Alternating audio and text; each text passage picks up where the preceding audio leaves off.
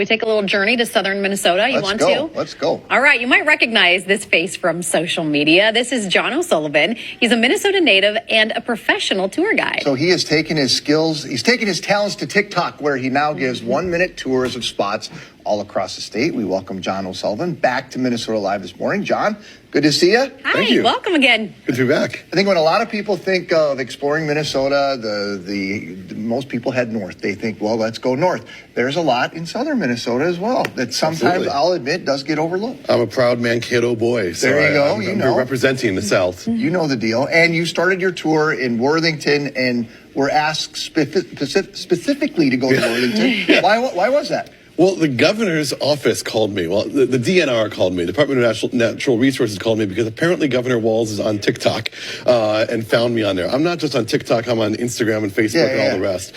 But he's a TikTok guy, and he had the pheasant hunting opener that he was hosting. Yeah. And I guess now TikTok is considered part of the media, so we're like the same class, I guess. I don't know. Yeah.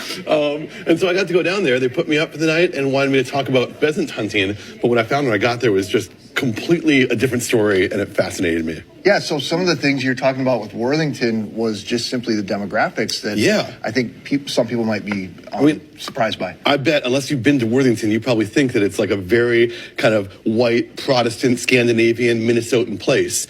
2/3 of the residents of Worthington are people of color. It is an incredibly diverse place with lots of Hmong people and people from Myanmar and Guatemala and Mexico down there. It is a place that feels as diverse as any of the places I've traveled to, and I've done quite a bit of travel, and so it really blew me away when I was there, and it's all thanks to the meatpacking industry that's over there that brings a lot of these immigrants in and also created some real challenges for the community.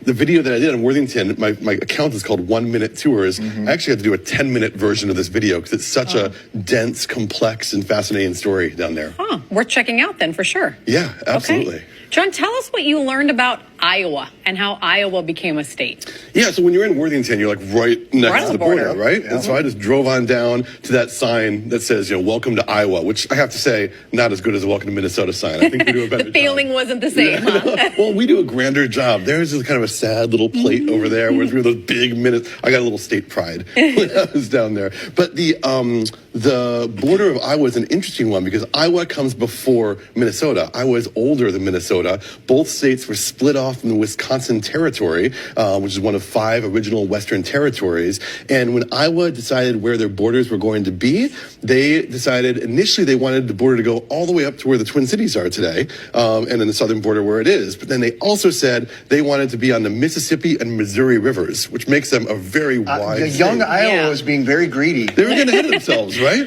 And so the U.S. Congress got involved and said, no, you can't do that. And so they had to find an arbitrary place to put the border, the northern border of Iowa, southern border of Minnesota. And they decided to put it basically where the watershed splits. So you've got the Blue Earth River, which flows to the north, and oh my gosh, I'm live on the air. I'm going to forget the other river. There's another river in Iowa that flows south, and that border is the halfway mark between those two, where the origin points of those two rivers are. Oh, sure. And that's where Minnesota's southern border begins. Oh, there you go.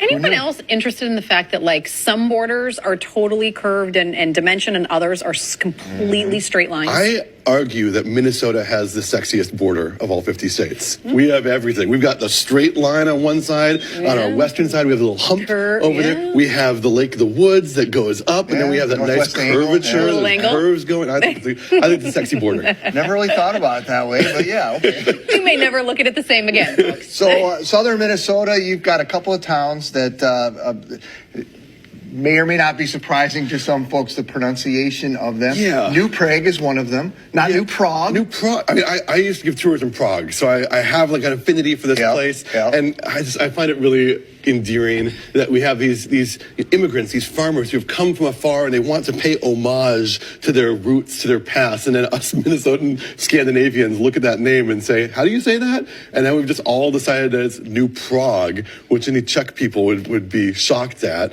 There's another one actually on the street sign there. There it is. Yeah. That unfortunate crotch shot that I took there. We have Le Centre, which is, of course, French for the center, because it's the center of Le Sueur. But they did the le for the French language, but then they just misspelled center as an English one. So it's like that half-half split, which I find really funny. I think everything ends up getting turned. A lot of Midwestern cities that have European names end up just going with the Montevideo. Yeah. Montevideo, we always joke about that one. Milan or Yep. Milan, Right. Minnesota. Right. Another one. It's like yeah. we get a little bit excited about paying homage, and then we retreat to our Scandinavian pronunciations. Yeah, we realize where we live, and that's in Minnesota. So. Tell us what you learned about the Minnesota about the Mankato Free Press. Yeah, Mankato Free Press is a big institution. It's one of the last daily printing papers in the state of Minnesota, in outstate Minnesota. you in there. Yeah, I got in the printing press, and that's because I had ambitions to do what you guys are doing in my early days. In my teenage years, I worked at the Free Press, so I had connections. Rob Murray is a reporter at the Mankato Free Press, and he invited me in to see the printing press. I love these machines. They're so massive. They print out tens of thousands of papers every day, and they actually have colored pipes that have different colored ink that goes on the paper, which is a newer innovation than I had realized. 'Cause Sure. you kind of think color has been around for a while.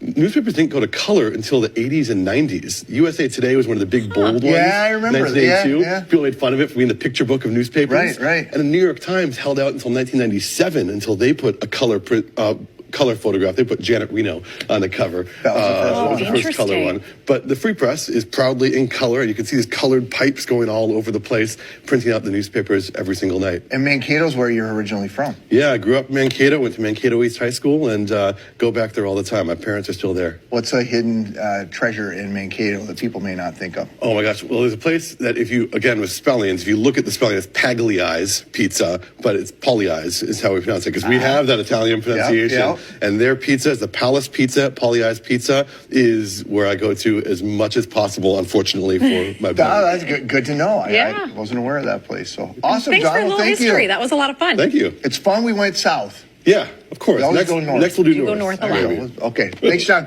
All right. And you can find more of John's tours and his TikTok page and Instagram as well. Just search